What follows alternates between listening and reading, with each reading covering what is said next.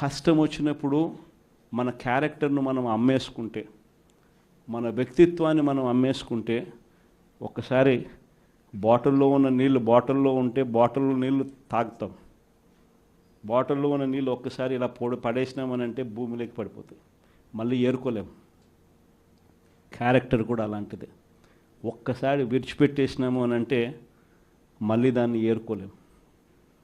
ప్రజల్లో చులకనవుతాం, ప్రజల్లో పలచనవుతాం. ఇది ప్రతి ఒక్కరూ కూడా గుర్తుపెట్టుకోండి. కష్టాలు అన్నటివి ఎల్లకాలం ఉండవు. ఎవరికి ఏ కష్టం వచ్చినా కూడా నా కథ గుర్తు తెచ్చుకోండి. 16 నెలలు నన్ను జైల్లో పెట్టినారు. నా మీద కేసులు వేసింది కూడా మళ్ళీ ఎవరో కాదు, అటు కాంగ్రెస్ ఇటు తెలుగుదేశమే. నా పిటిషన్లో ఎవరు పిటిషనర్స్ అంటే అటు కాంగ్రెస్ ఎమ్మెల్యేలు, ఇటు తెలుగుదేశం పార్టీకి సంబంధించిన నాయకులు.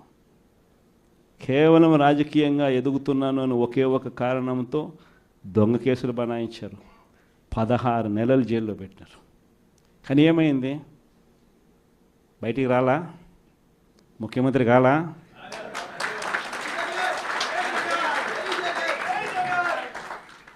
ప్రతి ఒక్కరు ఇది గుర్తుపెట్టుకోండి. ఎవరికైనా ఇంతే. మహా చేస్తే వీళ్ళు ఏం చేయగలుగుతారు? దొంగ కేసులు పెడతారు, కాదండంలా బెదిరిస్తారు, కాదండంలా మహా అయితే 3 నెలలు లోపల వేస్తారు, అది కాదండంలా. కానీ ఏం చేస్తారు? 3 నెలల తర్వాత మళ్ళా వస్తాం, రెట్టించిన ఉత్సాహంతో మళ్ళా పనిచేస్తాం. ఎవరెవరైతే మిమ్మల్ని జైల్లో పెట్టే కార్యక్రమం ఎవరెవరైతే చేస్తారో, మంచి చేసిన వాళ్ళని గుర్తుపెట్టుకోండి, చెడు చేసిన వాడిని గుర్తుపెట్టుకోండి. ఇద్దరిని గుర్తుపెట్టుకోమని చెప్తాను. ఊరికే చూస్తూ ఊరుకోం. వైఎస్ఆర్ కాంగ్రెస్ పార్టీ బ్రతుకుతుంది. వైఎస్ఆర్ కాంగ్రెస్ పార్టీ ఈ రాష్ట్రాన్ని ఏలుతుంది అని కూడా ఈ సందర్భంగా చెప్తాను. మరో 30 సంవత్సరాలు ఏళ్తామని కూడా ఈ సందర్భంగా కూడా మరి గట్టిగా కూడా చెప్తాను. కాబట్టి ఎవ్వరూ కూడా వైఎస్ఆర్ కాంగ్రెస్ పార్టీకి సంబంధించిన ఏ కార్యకర్త వెంటికి కూడా పీకలేడు అని చెప్పి కూడా ఈ సందర్భంగా చెప్తాను. ఇది ప్రతి ఒక్కరూ గుర్తుపెట్టుకోండి. ఒక్కటే గుర్తుపెట్టుకోండి, ఈసారి జగనన్న 2.0 కొంచెం వేరుగా కూడా ఉంటుంది. ఈసారి జగనన్న 2.0 కార్యకర్త కోసం ఎలా పనిచేస్తుందో కూడా చూపిస్తుంది. ఇది మాత్రం నేను ఖచ్చితంగా చెప్తా ఉన్నా. ఎందుకనంటే జగనన్న 1.0లో బహుశా కార్యకర్తలకు నేను అంత గొప్పగా బహుశా చేయలేకపోయి ఉండొచ్చేమో. ప్రతి పథకము ప్రతి విషయంలోనూ కూడా మొట్టమొదటిగా ప్రజలే గుర్తుకొచ్చారు. ప్రజలకు మంచి చేయడం కోసమే నా టైం కేటాయించా, నా తాపత్రయపడ్డా, ప్రతి విషయంలోనూ దానికోసమే అడుగులు వేశా.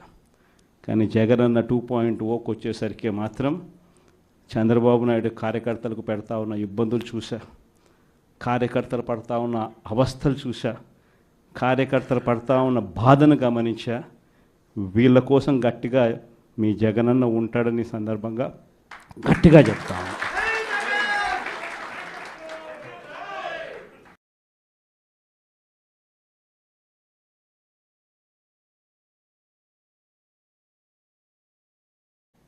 విజయవాడ లాంటి కార్పొరేషన్లో కూడా 49 స్థానాలు మనం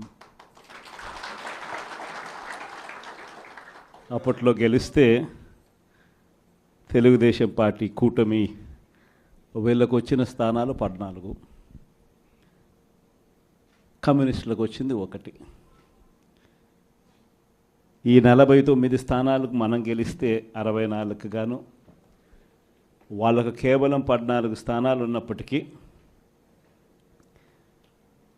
ఎన్నికలు అయిపోయిన తర్వాత రోజు నుంచి రకరకాల భయాలు, రకరకాల ప్రలోభాలు అదే పనిగా పెడుతూ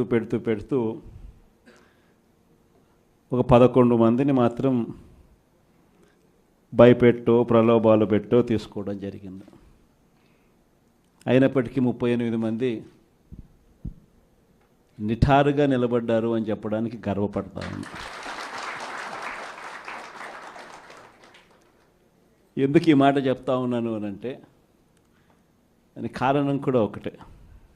ఇన్ఫ్యాక్ట్ ఏ కార్పొరేషన్ చూసుకున్నా, ఏ మున్సిపాలిటీ చూసుకున్నా, రాష్ట్రంలో ఉన్న ఏ జెడ్పీటీసీ పరిధిలో ఉన్న ఏ మండలం తీసుకున్నా, అటు ఎంపీపీలైనా కానీ, అటు జెడ్పీటీసీలైనా కానీ, సర్పంచ్లైనా కూడా, ఏది తీసుకున్నా కూడా ఎన్నికలు అయిపోయిన తర్వాత 3 సంవత్సరాల తర్వాత లోకల్ బాడీ ఎన్నికలు జరిగితే అటువంటి ఎన్నికల్లో ఈ రకమైన రిజల్ట్స్తో రాష్ట్రమంతా క్లీన్ స్వీప్ చేసిన పరిస్థితి వైఎస్ఆర్సీపీ ప్రభుత్వం, మన ప్రభుత్వం. అంటే ప్రజల్లో ఏ రోజైనా కూడా తలెత్తుకొని పోగలిగాం. ప్రజలకు ఎన్నికల మేనిఫెస్టో అని చెప్పి ఏదైతే ఎన్నికల వేళ మనం ఏదైతే ఇచ్చామో, చూపించామో, ఏదైతే చూపించి మనం ఓట్లు అడిగామో, ఆ ఎన్నికల మేనిఫెస్టోలో 99% హామీలను నెరవేర్చి